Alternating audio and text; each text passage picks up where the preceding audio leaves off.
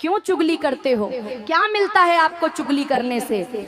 चुगलखोर चुगली करें और घर घर जूता खाए, अगले जन्म कुत्ता बने और भौंक भौंक मर जाए।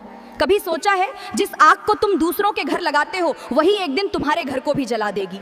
चुगली करने वाला इंसान दूसरों को नहीं खुद को गिराता है। लोग सामने हंसते हैं लेकिन पीछे से नाम रखते हैं चुगलखोर। याद रखना, चुगली से रिश्ते टूटते हैं, भरोसा मरता है और इज्जत मिट्टी में मिल जाती है। आज तुम दूसरों के राज खोल रहे हो, कल कोई तुम्हारी औकात खोल देगा। सुधर जाओ वरना ऐसा समय आएगा ना इज्जत बचेगी ना